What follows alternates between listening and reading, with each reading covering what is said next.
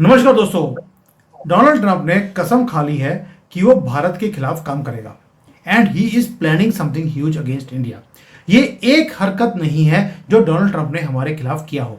अब आप में से कई बुद्धिजीवी उन्होंने कमेंट्स डाल दिया कि सुमित जी, आप तो कई बार बोलते हो कि ट्रंप को हमने नाप दिया, हमने उसको उसकी आंकड़े निकाल दी, हमने उसके ऊपर ये कर दिया वो कर दिया, और अगली वीडियो में बोल देते हो कि यार डोनाल्ड ट्रंप ने तो धज्जियां उड़ा दी हैं भारत की। मैंने कभी नहीं बोला भारत की धज्जियां उड़ा दी हैं। मैं ये बोलता हूं डोनाल्ड ट्रंप प्लान कर रहे हैं कि वो हमें शौक पे शौक वो देते रहें, हमें बेटरे करते रहें। दोनों में बहुत फर्क है। अगर आपकी समझ में दिक्कत हो तो प्लीज जाकर दोबारा से मेरी वीडियोस को देख लेना कि दुनिया हमारे खिलाफ जो षड्यंत्र रच रही है, बेशक वो बांग्लादेश हो, बेशक वो पाकिस्तान हो, बेशक वो डोनाल्ड ट्रंप हो या डीप स्टेट हो। I am just presenting you what is happening around us and what we are doing, ये भी हम लोग आपको बताते हैं। तो प्लीज थोड़ा सा कमेंट्स देखकर अब डाला कीजिए। नाउ मंजरी जी, जो डोनाल्ड ट्रंप ने चार पांच चीजें हैं जो भारत के खिलाफ की हैं और हर रोज नई नई चीजें हमारे सामने आती हैं। How do you see this developments?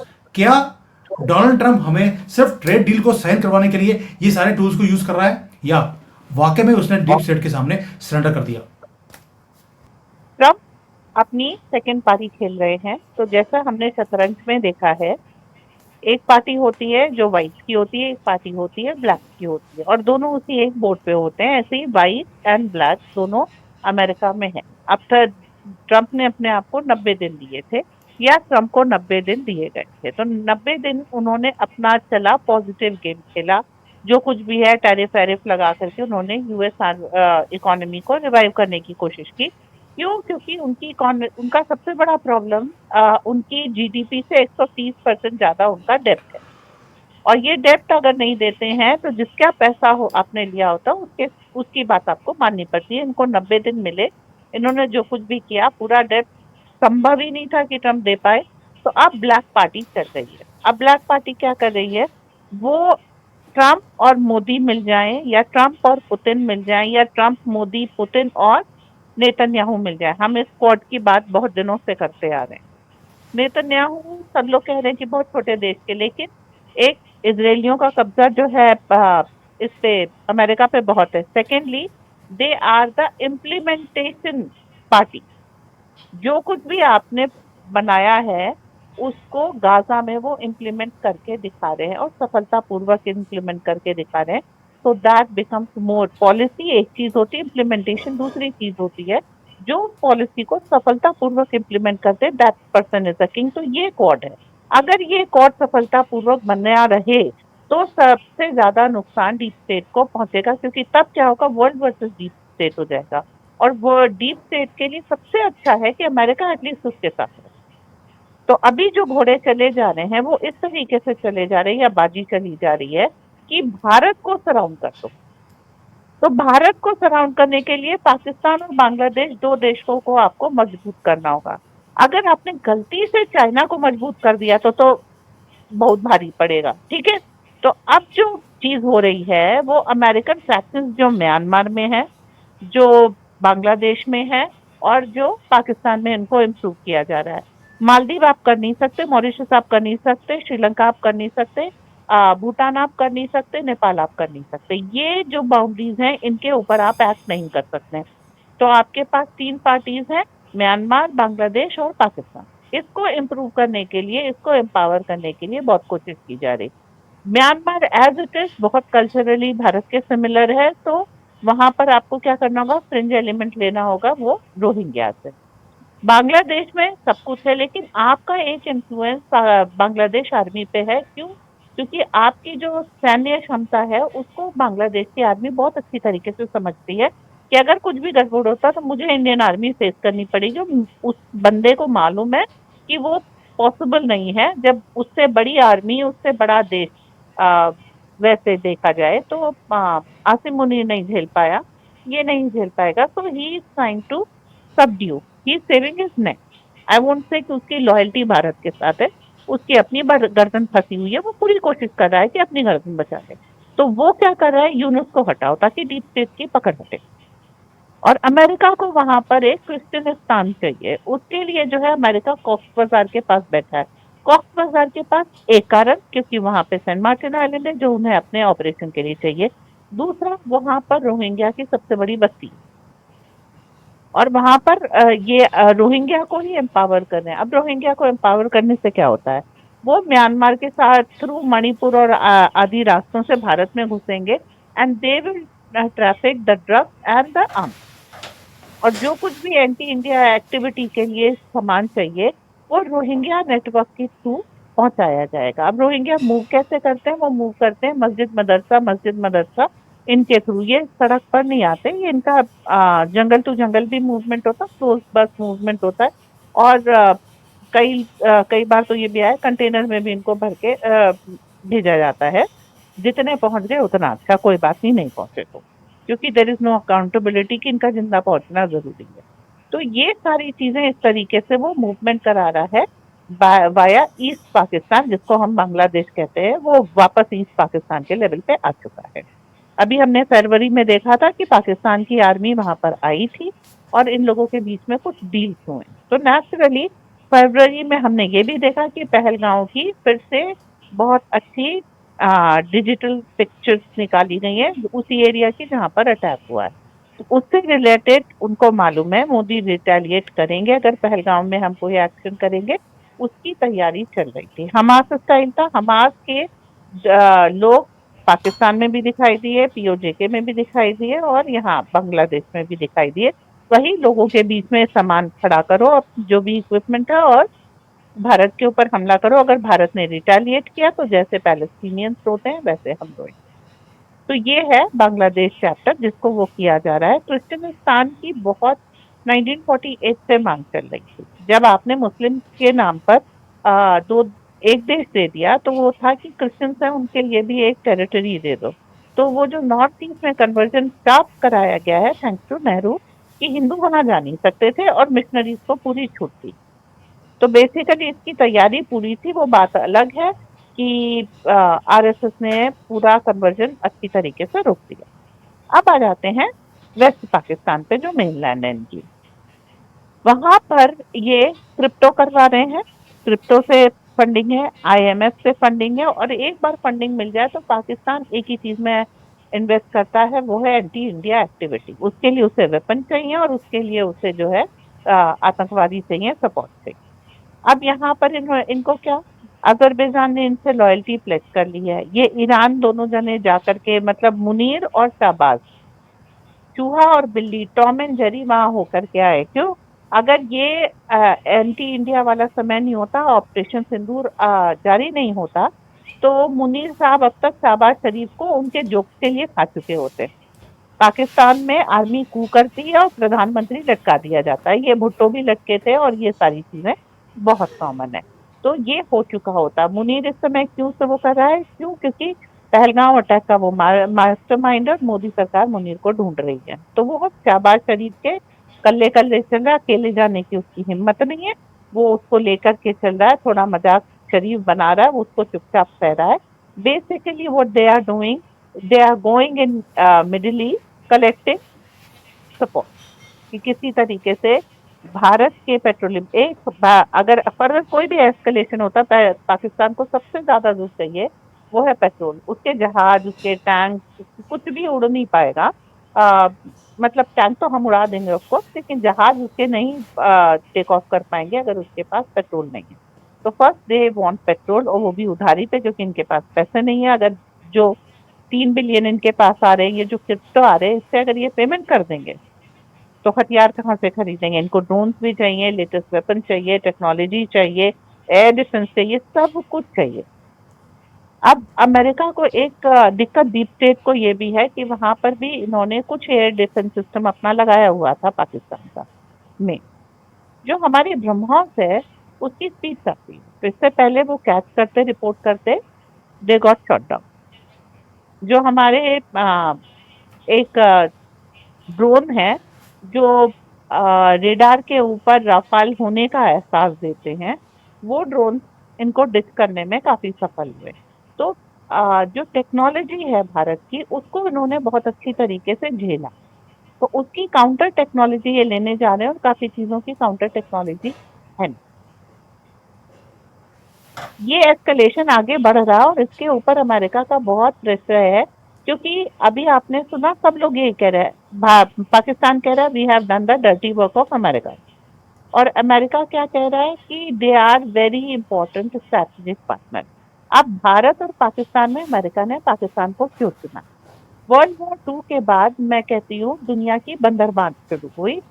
दो विजेता थे, रशिया और अमेरिका। रशिया इसलिए कि उसने जर्मनी को हराया था, अमेरिका इसलिए उसने पर्ल हार्बर किया था। तो ये दो विजेता थे, तो भारत रशिया के कैटेगरी में गया था एंड पाकिस्तान अमेरिका की कैटेगरी में गया था। इसलिए आज तक वो पाकिस्तान की सहायता करते आ रहे हैं और रशिया हमारी सहायता करता आ रहा है। ये गुटनिरपेक्ष की जो थ्योरी नेहरू की थी वो खाली चाइना के केस में थी, क्योंकि उसको भारत को हरा करके चाइना को वर्ल्ड मैप पर इस्टेब्लिश करना था। अभी जब आते हैं, आज भी रशिया के साथ हम S-500, ब्रह्मोस 2 ये सब बना रहे हैं। हमारा उनके साथ जो पैक्ट है वो एक फ्रेंडली और आत्मनिर्भर तरीके से चल रहा है। रशिया को अगर अटलांटिक ओशन में वो आर्कटिक सर्कल में वो मिलता है, तेल मिलता है, तो भारत वहां पे जाके पार्टनरशिप कर सकता है। We are equal, we look eye to eye and we are friends. जबकि अमेरिका ने पाकिस्तान को एज अ स्लेव कंट्री लिया हुआ है। वो पाकिस्तान उसका वासल है, उसका इक्विवेलेंट नहीं है। तो अमेरिका कहने को कैपिटलिस्ट है, पर उसकी कम्युनिस्ट नीतियां यहाँ पर आपको दिखाई देती हैं। तो उसने पाकिस्तान को एक वासल रखा है, किस लिए? रशियन टेरिटरी है एक हिसाब से उसकी नजर में इंडिया, इसलिए यहाँ पर है। देखिए अफगानिस्तान क्या था, एक देश जैसे भारत, रशिया का, पाकिस्तान, अमेरिका का, अफगानिस्तान, रशिया का, तो one after the other neighbouring country, एक इनके पास एक उनके पास, ये बंदरबांट थी। ओके, तो अफगानिस्तान था किसके पास? रशिया के पास। जैसे इन्होंने यूक्रेन में हालत क्रिएट की है, वैसे इन्होंने अफगानिस्तान में किया था, तभी यूएसएसआर इन्वेडेड अफगानिस्तान। जहां पर पहले इन्होंने क्या कौन सी वॉर की थी? पहले इन्होंने नैरेटिव की वॉर की और उसके बाद एक्चुअल वॉर। अमेरिका अफगानिस्तान में विजय हुआ क्योंकि रशिया बैकट्रैक कर गया। और ये वॉर आपको पूरी अफ्रीका में दिखाई देगी ओपन फॉर्म में। सीरिया अब रशिया का गढ़ था, सीरिया से अभी रशिया बैकट्रैक करके गया है असद को बचा करके। तो आप यहाँ पर देख रहे हैं ये वॉर चल रही है। अब Russia is happy with the bipolar world, आधी दुनिया पे यूएसएसआर है, आधी दुनिया पर ये रशिया है। America wants a unipolar world, वो चाहते हैं पूरी सारी दुनिया पे हुकूमत, बस इतना सा काम है। वो जो सॉन्ग है वो अमेरिका के ऊपर पूरा फिट बैठता है। उसी ख्वाब को पूरा करने में इस समय दो देश उसके लिए बहुत बड़ी मुसीबत है। देखिए चाइना से वो प्रोडक्शन करा रहा है और चाइना में इस समय तकलीफ चल रही है। धीरे धीरे चाइना पे कुछ भी कहिए इनकी पकड़ मजबूत हो रही है। अब फूड एम्पावर्ड दो देश हैं, चावल और गेहूं हमारे पास है, भारत के पास है, और गेहूं इससे रशिया के पास है, यूक्रेन के पास। अगर इनको फूड बोल मिल जाता है देन नथिंग कैन स्टॉप, क्योंकि इनकी सारी समस्या अब खाना है। इनके पास तेल है, आर्म्स है, फार्मा है, ठीक है, लेकिन इनको जो चीज मोदी जी ने पहचानी वो है खाना। आप सारा सब कुछ लेके बैठ जाइए, अगर आपके पास खाना नहीं है तो आप बहुत जल्दी घुटनों पे हैं। और इसका एक इस एक्सपीरियंस का एक बहुत बड़ा कारण है क्योंकि 1000 साल से भारत किसी ना किसी तरीके से युद्धरत है। तो हमारी युद्ध की जो एक पकड़ है, एक समझ है, और उसको ऑर्केस्ट्रेट और उसको कंट्रोल और उसको उससे विड्रॉ करने की, शांति स्थापना करने की जो हमारी एक सिद्धता है, वो विश्व में किसी के पास नहीं। इसीलिए भारत अभी 22 मिनट में एक न्यूक्लियर एम्पावर्ड देश को घुटनों पे ले आया। ठीक है, ये हमारे पास एक एंसेस्ट्री, हमारी जीन्स में एक जो चीज आ गई है, क्योंकि हमारे पूर्वज हजारों साल से लड़ते आ रहे हैं, इसके कारण जो हमें ये ज्ञान मिला है, हम उस चीज को इम्प्लीमेंट कर पा रहे हैं। अब भारत की नीति होगी अफगानिस्तान का साथ लेने में, पर अफगानिस्तान itself में जो उसको अभी नाम भूल रहे हैं, उसमें भी एक फ्रैक्शन है जो प्रो यूएस है, जो प्रो चाइना है। तो हर जगह पर इन्होंने अपने टेंटेकल्स रखे हुए हैं। ऐसे ही पाकिस्तान में हमारे साथ बलोच है, हमारे साथ पश्तून है, हमारे साथ पीओजी के वाले हैं। टीटीपी आप एम्पावर कीजिए, TTP will take over the Punjabi side of Pakistan. तो आपके पास वो क्या कोशिश कर रहे हैं अपने अब तो खुल के आ गया कि आर्मी और आतंकवादी, they are not two separate things, they are one and thing. अब अगर जैसे मोहम्मद का एक पॉलिटिकल विंग हो सकता है, तो Hafiz Saeed is the prime minister of Pakistan. तो ये चीज यहाँ पर आकर के आपको एक एक्सपोज करने में आप सफल हो गए, तो जो नकाब था वो तो उतर गया। तो खुल के खेलो, इनकी आंख में कोई शर्म तो है नहीं। तो यहाँ पर ये लोग आ रहे हैं सारी अमेरिका की फंड लेने में। जो इनके दोस्त हैं ट्रम्प के, जो उनके साथ बचपन से पढ़े हुए हैं, उनको एक अमेजिंग कंट्री लगती है पाकिस्तान, जिसमें वो जाना पसंद करते हैं। रहने पे पता लगेगा कि असल बात क्या है।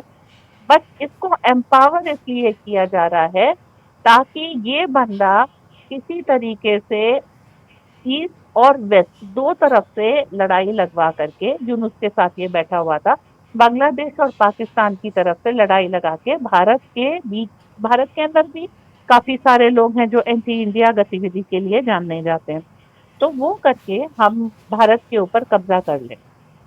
इसीलिए मोदी जी ने ऑपरेशन सिंदूर को हॉल्ट किया है, रोका है, अभी स्थगित किया है, खत्म नहीं किया है।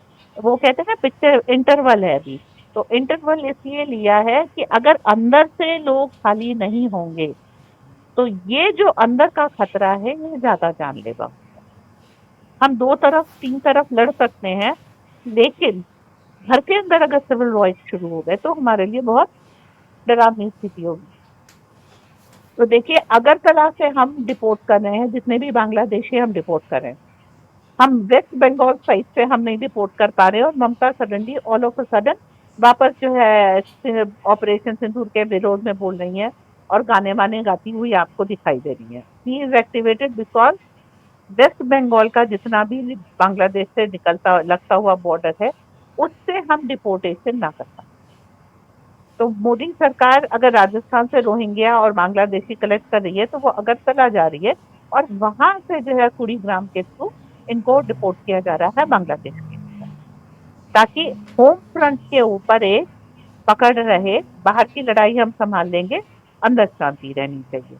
और अभी देखिए एक चीज और मोदी सरकार ने की है कि वो जो फंड लेके न्यूज चैनल्स हैं, न्यूज़पेपर है, न्यूज एजेंसीज हैं, जिनको फॉरेन फंडिंग आती थी, उनके ऊपर लगाम लगानी शुरू कर दी है, ताकि पैसे लेकर के ये फॉरेन इंटरेस्ट में न्यूज यहाँ पर ना चले। तो अभी जो टेलीग्राम पे निगरानी नहीं होती थी वो शुरू हो गई सारी चीजें, इसलिए ताकि अफवाहों से बचा जा सके। हाँ, मैं अभी भी वेट कर रही हूँ। बरखा, राजदीप सरदेसाई निकाली जा चुके हैं इंडिया टुडे से, तो बरखा, राजदीप, रवीश ऐसे लोग जब जेल में दिखाई देंगे, एक्चुअली मुझे शांति तभी मिलेगी। बट काम चालू है, समय लगेगा, कुछ हो के लूप होल्स जो मोदी जी ज्यादा अच्छा जानते हैं। अमेरिका का जो इस समय सारा इंसेटिव है, वो इस भारतीय तरक्की को, वो चाह रहे हैं भारत के ऊपर टैक्स लेवी कर। देखिए अभी उन्होंने टिम कुक को कहा आओ भारत अमेरिका में बना लो, ठेंगा दिखा दिया, ठीक है, कि अगर तुम 50% टैरिफ लगा लोगे तो भी इंडिया से प्रोडक्शन दिल्ली आ जाएगा। अमेरिकन जनता को काम करने की आदत नहीं है, उनको सारा इस तरीके के वेलफेयर सिस्टम पे डाल दिया गया है। तो जो ट्रम्प करना चाह रहे थे उसमें जो अमेरिकन जनता है वो प्रॉब्लम है, जो पॉलिसीज हैं वो प्रॉब्लम है। जिस दिन इनके वेजेस वो किए गए थे, मुझे याद नहीं आ रहा ये, जब ये होता कि मिनिमम वेजेस इतने होंगे, उस दिन ये समझ में आ गया था कि अगर इतना वेज दिया जाएगा अमेरिकन लेबर को, तो रिजल्टेंट ये होगा कि कॉस्ट कॉम्पिटिटिव प्रोडक्ट नहीं बन पाएगा। और अगर कॉस्ट कॉम्पिटिटिव प्रोडक्ट नहीं बन पा रहा है तो इसका मतलब है खरीदेगा कौन। और सेम प्रॉब्लम यहाँ पर आ रही है भारत में। एप्पल बना करके 50% टैरिफ के साथ भी अगर वो अमेरिका में ले जाके बेचेंगे, दे हैव अ प्रॉब्लम। तो भारत भी एक ऐसी नीतियां बना रहा है और हाईएस्ट टेक्नोलॉजी कह चाहे जो कुछ भी ले, बट एनवीडिया देखिए अभी चाइना से निकल गया है, आएगा कहाँ? अभी थोड़े दिन पहले जो है अंबानी के साथ दिखाई दिया था, तो आएगा तो भारत में। तो सबको मालूम है we are the rising hub, the only growing economy. अब इसके ऊपर लगाना है, इस तरह का वो करना है इंडिया स्प्लिट कर जाए और अमेरिका अपने बिजनेस को वापस ले जाने में सफल हो जाए। That is the per plan. Manjare ji, ये जो चीज़ें हैं ये तो 90 दिन के बाद ये शुरू होनी थी। हमें पता था कि ये 90 दिन तक डोनाल्ड ट्रंप ने सारा कुछ करना है अपने कंट्री को रिजल्ट दिखाने के लिए, वो नहीं दिखा पाए। लेकिन अगर ये अब इस तरह से बात करें तो जो ये आदमी है, ये जिसकी मैंने पहले फोटो दिखाई आप, ये है जेंट्री बीच। ये बहुत ज़्यादा क्लोज है डोनाल्ड ट्रंप के, इकट्ठे पड़े भी हुए हैं, और ये आदमी पावर ब्रोकिंग का काम करता है। ये तो जनवरी में जब डोनाल्ड ट्रंप दोबारा से प्रेसिडेंट बने हैं, ये उसी वक्त से ये पाकिस्तान जा गया, बांग्लादेश गया, और वहां पर जाके बोलता है ये दो अमेजिंग कंट्रीज में जाके आया हूं, इनको हमारी सपोर्ट की जरूरत है, वो टेररिज्म से फाइट कर रहे हैं, हमें इनको सपोर्ट करना चाहिए। दैट मीन्स एक तरफ तो डोनाल्ड ट्रंप मोदी जी को बोलते रहे he is a very good friend, और दूसरी तरफ अपने जो करीबी लोग हैं, अपनी जो फैमिली है इसकी, उनको पाकिस्तान भेजता है क्रिप्टो की डील करने के लिए, और अपने दोस्त को भेजता है बांग्लादेश और पाकिस्तान में, वहां पर डील करने के लिए और वहां पर इन्वेस्टमेंट्स करने के लिए। मुझे ये भी पता लगा है कि ये आदमी, इन्होंने जो डील करी है पाकिस्तान के साथ, वो ये है कि बलूचिस्तान के अंदर जो इनके रिसोर्सेज हैं पाकिस्तान के, उनके ऊपर कब्जा करने के लिए ये सारे काम किए जा रहे हैं। यानी कि डोनाल्ड ट्रंप को कोई फर्क नहीं पड़ता कि वो यूक्रेन हो, वो पाकिस्तान हो, वो बांग्लादेश हो, कोई भी हो, जहां पर रिसोर्सेज इसके कब्जे में आ सकते हैं, ये वहीं पर जाकर ये मुंह मारने के लिए पहुंच जाता है। उसके लिए भारत से दुश्मनी भी करनी पड़े, इसको फर्क नहीं पड़ता। Don't you feel it's all transaction and commercial, nothing else. ये देखिए, पाकिस्तान को इन्होंने बोला है कि इनके पास $6 ट्रिलियन के नेचुरल रिजर्व्स हैं पाकिस्तान के पास, और उसकी डील करने के लिए अब ये भारत से पंगा लेने के लिए भी तैयार है। How do you fight this? की लड़ाई पूरी दुनिया भर में चल रही है और अभी तक चल गई, लेकिन अभी जो ट्रंप आए और 90 दिन में उन्होंने देखा सबसे बड़ी चीज क्या है, इसमें अमेरिकन इकोनॉमी बहुत ड्रेन होती है। जो $36 ट्रिलियन का इनके ऊपर कर्ज है, उसमें $21 ट्रिलियन का इनके पास हिसाब नहीं है, उसकी कोई अकाउंटिंग नहीं है, उसकी कोई मतलब आप वो कहिए कि कोई उसका क्रॉस चेक नहीं है, वेरिफिकेशन नहीं है। आप वेरिफिकेशन करने जाइए, CIA doesn't know where is spent $21 trillion. आप इस चीज को नहीं समझ रहे कि अल्टीमेटली इन रिसोर्सेज को लेने के लिए जो इन्वेस्टमेंट अमेरिकन सरकार कर रही है, वो इन रिसोर्सेज से ज्यादा का है। ये बात ट्रंप जानते हैं, वो बिजनेसमैन है। देख इसीलिए उसने जो है हर जगह से उसने कहा हिंद महासागर आपका है, एक हिसाब से विड्रॉ कर ली नेवी। क्यों? नेवी सस्टेन नहीं कर सकती, कॉस्ट इफेक्टिवनेस नहीं है। आप अब अभी आपने 3 बिलियन आपने दिलवा दिए पाकिस्तान को। Do you ever think Pakistan will ever be able to return this money? Forget about of interest, course not, मूल दे दे। Of course no, not. No. आपको मालूम है पाकिस्तान और बलोच में पूरा झगड़ा इस बात का है कि पाकिस्तान बलोचों को लूट करके उनके सामान ले जाता, उनके रिसोर्सेज ले जाता और बदले में बलूचिस्तान को कुछ नहीं देता।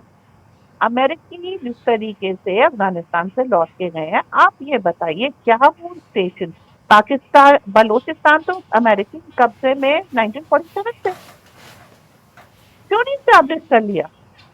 बैरक गोल्ड कहिए, वहां पर एक खदान पे कब्जा है। मैंने शायद मेहरन बलोची थी, उनका मैंने देखा है कि she was opposing barrack gold presence in Balochistan. ठीक है, आप समझिए फर्दर वहां पर ग्रिपिंग करना बलूचिस्तान को आसान नहीं है। ये पाकिस्तान को एम्पावर करना चाह रहे हैं, तो पाकिस्तान इनके हाथ से निकल चुका। ये चीज नहीं समझ रहे। इस समय पाकिस्तान जा रहा उम्मा एक करने, और ये उम्मा एक होगा। भारत से अगर नहीं लड़ पाया तो गुस्सा कहाँ दिखाएगा? यूरोप पे और अमेरिका पे। They are the easy target. 22 minute में जब आप ये हालत कर सकते हैं, और कांपे टांग रही थी जब शहबाज शरीफ की, टांगे नहीं कांप रही थी, कांपे टांग रही थी, ये हालत है उसकी। तो आप समझिए, उनको मालूम है where they are sitting and what is their power, and they have a bargaining chip over America but not over India. तो आप एक क्या कर रहे हैं, आप एक खूंखार भेड़िए के मुंह में खून लगा रहे हैं। आप उसे कुछ नहीं आ बैल मुझे मार वाली हरकत कर रहे हैं, क्योंकि ये एक्टिवेट जब होगा तो वो लंदन में होगा, वहां प्रेजेंस बहुत अच्छी, नेदरलैंड में होगा, वहां बहुत अच्छी प्रेजेंस है, और आप ही उठा के ले गए थे अमेरिका में, ये वहीं एक्टिवेट होगा, क्योंकि उनको फेवर वहीं से मिल रहे हैं। अगर ये भारत के खिलाफ कुछ नहीं कर पाए, वो नहीं कर पाएंगे, क्योंकि मोदी को मालूम है। ऐसा नहीं कि उनको ये नहीं मालूम था कि डीप स्टेट आएगा पाकिस्तान को सपोर्ट करने के लिए, आएगा, आया। मोदी को मालूम है, वो अब इस चीज को चलने नहीं देंगे, वो अपनी और अच्छी तरीके से अपने वेपन्स का एडवर्टीजमेंट करेंगे और अच्छी सेल उठाएंगे वेपन की। ये हमारे लिए एक हिसाब गोल्डन मौका। लेकिन जब यहाँ से बहुत बुरी तरीके से ये पूरी उम्मा, पूरी जमात ये चोट खाएगी, तो ये अपना गुस्सा कहाँ निकालेगी। वो टर्निंग पॉइंट होगा इस वॉर का, क्योंकि जो लोग इनको रोटी डालने आए थे, ये भेड़िए उन लोगों को ही दौड़ाएंगे और उसी तरफ जाएंगे जहां रोटी मिल रही। तो अभी जो भी डीप स्टेट कर रहा है, देखिए हर चीज का एक समय होता है। एक समय हमारे लोग बहुत शुद्धता से अच्छी तरीके से लड़के भी हार गए, क्योंकि वो समय हमारा नहीं था। और आज हम केवल ईवीएम पे बटन दबा के जीत रहे हैं, क्यों? क्योंकि हमारा समय आ। तो अभी हमारा समय, ये समय भारत का, और ये सबको मालूम है। वो हर जगह मजाक चलता है ना, लिखा हुआ है, इट्स ऑल रिटन। तो इट इज रिटन। ये समय, ये सेंचुरी एशिया की है, और मेनली भारत को विश्व गुरु बनना है। तो अब ये जो चीज है, अब ये जो वॉर है वो टर्न करेगी। देखिए यूक्रेन में भी वो कोशिश कर रहे हैं कि डील साइन हो जाए, जो रिसोर्सेज है इनके ऊपर ब्लैक रॉक का कब्जा हो जाए। अमेरिका को कब्जा नहीं चाहिए, ब्लैक रॉक को चाहिए, इन्वेस्टमेंट ब्लैक रॉक का। लेकिन वो चीज नहीं हो पा रही, वरना ये अब 3 महीने थोड़े लगते जेलेंस्की से चीजें वो करने में। उसमें कौन वो आ रहा है? उर्सुला वॉन डर लायन क्यों आ रही है? कर दो। तो वो जो कट और कमीशन की बात है, हर एक को उसमें जो परसेंटेज चाहिए। अब क्या है? Equal percentage now, when there is a food on table, everybody is equal partner. But seven, जितने जिसने नाटो को फंड किया और नाटो ने यूक्रेन को फंड किया, वो था अमेरिका। ठीक है। हम्म। तो बहुत सारे, हम लोगों ने एक एपिसोड भी किया था कि बहुत सारे वो नेटो कंट्रीज के पास अपनी एयरफोर्स ही नहीं है, और बहुत सारी लैंडलॉक है, वहां पर कोई नेवी नहीं है। इन्वेस्टमेंट अमेरिका का और मुनाफा सबका, इसके कारण वो डील साइन नहीं हो पा रही। So nothing in geopolitics is easy. If you think I will win Ukraine and I can exploit the resources, but first of all you have to come onto the table and divide what will be the profit percentage for each participant. And that is the point where the new conflict begins. ठीक है? जीती हुई लड़ाई में बिल्कुल सब सही hero बात है। होते हैं। तो that is what is happening in Ukraine. यही चीज आप आ जाइए, कोशिश कर लीजिए, पाकिस्तान में भी यही होगा। मुनीर को ऐसा नहीं कि कुछ नहीं चाहिए होगा, शहबाज शरीफ को कुछ नहीं चाहिए होगा, उधर वो जो यूनुस बैठा है उसको कुछ नहीं चाहिए। तो फाइनली कोई किसी को किस तरीके से कर ले। जब बंदरबाज का समय आता है ना, सारे बंदर कूद रहे होते हैं उसी एक में, साला कांग्रेसी ऐसे ही थोड़े कहते हैं। तो आप इस चीज को, वैसे कांग्रेस का एक्चुअल मीनिंग होता है the collection, the group of baboon. तो they all become baboon at that point. और वही चीज पाकिस्तान में होने जा रही है। रिसोर्सेज छोड़ दीजिए, America is deep state is making a Leeson. अभी भी आप हम्म। देखिए, इसी चीज को काउंटर करने के लिए राजनाथ सिंह जी ने सीआईए के मंच से साफ साफ कहा है, come in defence production, open invitation for everyone to come and. वो अडानी का नाम लेते लेते रह गए कि तुमने जो है भारत की ग्रोथ के अलोंग, भारत की नेसेसिटीज के अलोंग इन्वेस्ट किया है, तो you are a bigger partner. But this public partner, we are doing just the right thing, because 2002 से सबने मिलके मोदी को इतना सताया है कि मोदी बिकेम स्ट्रॉन्ग। इतनी अच्छी ट्रेनिंग किसी और राजनेता की नहीं होती। अब आजकल जयशंकर की हो रही है। तो ये चीज है। तो you went out of the way to create enemy out of the most empowered, cranially empowered country. Now you will be, क्योंकि अभी तक तुम्हारा हाथ भारत में था, भारत की गर्दन पे था, चिकन नेक पे था। नाउ वी आर आइडेंटिफाइंग कि बांग्लादेश की क्या चिकन नेक है, और उसको लेंगे तो हमारा क्या प्रॉफिट है। तो क्या लगता है आपको, ग्वाटेमाला क्यों गए थे एस जयशंकर? हमें मालूम है हम्म। कहाँ पर अमेरिका के चिकन नेक है, और अब हमारा हाथ है। वेनेजुएला जो इनके बाजू में, इनका ऑयल टैंकर था, वेनेजुएला पे बैन क्यों लगाया था? इसलिए कि जब हमको चाहिए होगा तो हम तेल वेनेजुएला से ले लेंगे, हमको मिडिल ईस्ट से अभी लाने की जरूरत नहीं है।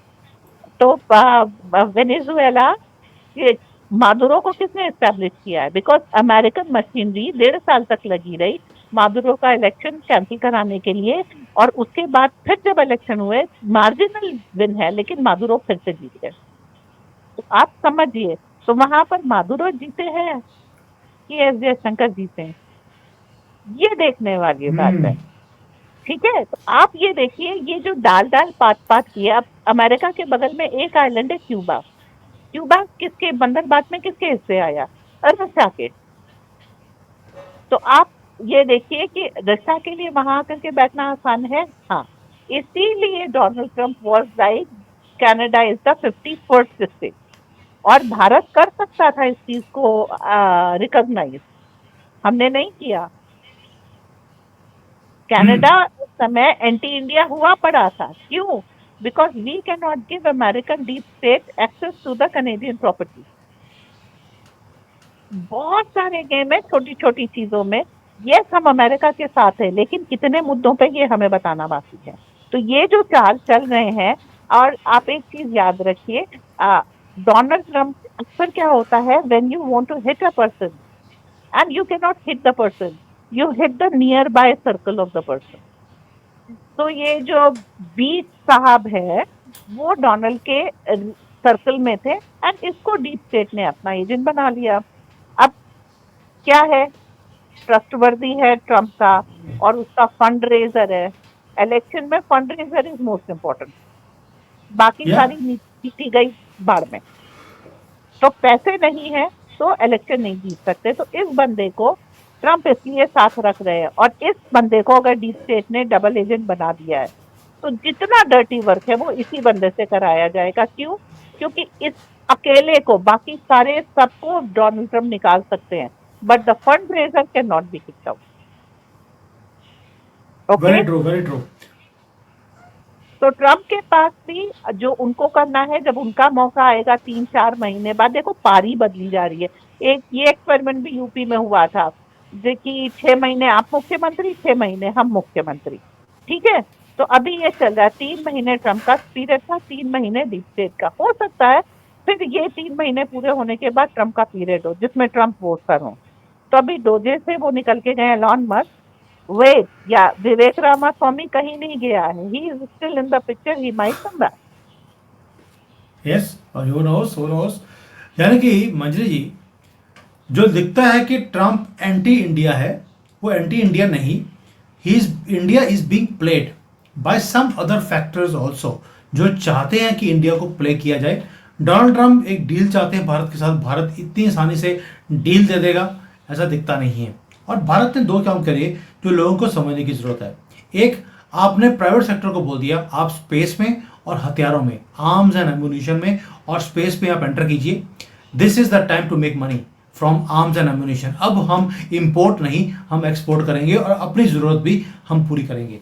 दूसरा, मोदी जी ने साथ में बोल दिया हर चीज में आपको मेक इन इंडिया प्रोडक्ट्स को खरीदना पड़ेगा।